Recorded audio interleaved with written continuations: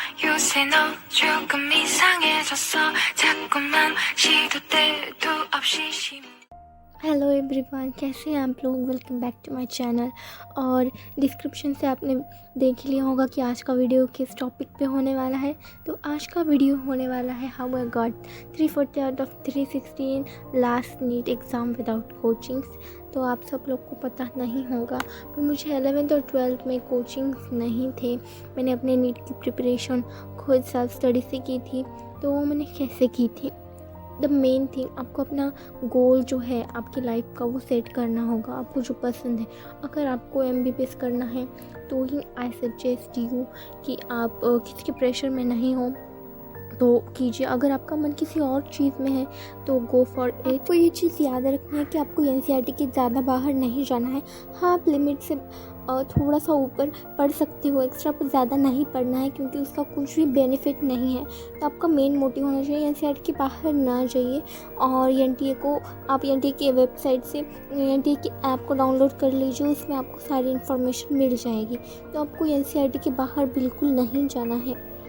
तो आपका main mode होना चाहिए कि आप NCERT एकदम अच्छे से कर ले, फिर आप किसी रेफरेंस बुक में जाइए।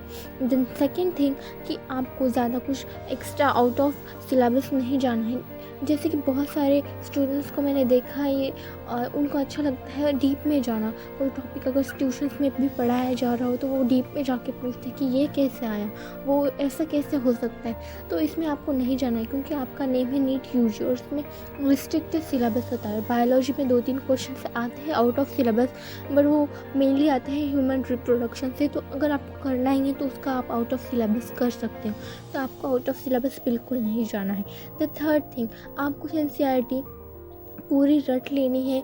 नीट के जो पेपर होता है उसके 15 दिन पहले से आपको कोई और रेफरेंस बुक को कंसिडर नहीं करना है।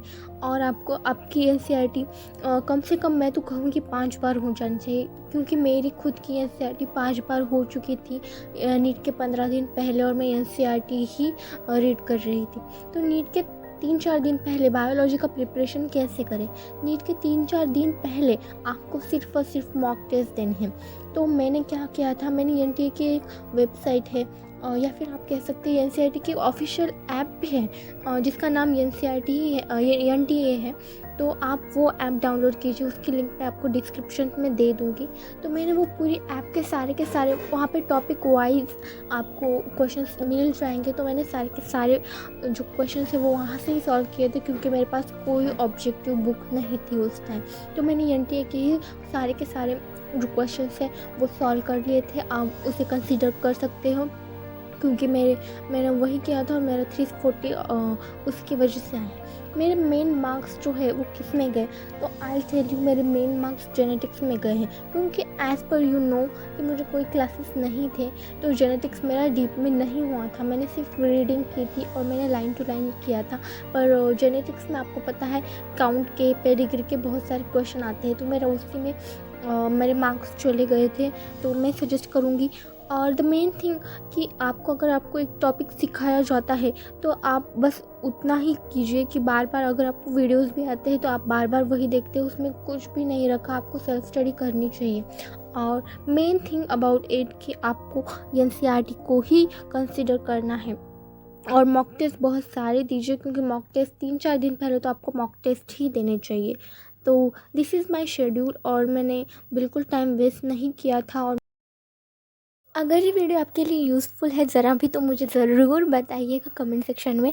और अगर आपको ऐसे ही वीडियो चाहिए फिज़िक्स और केमिस्ट्री के लिए तो do tell me in the comment section. Thank you, bye.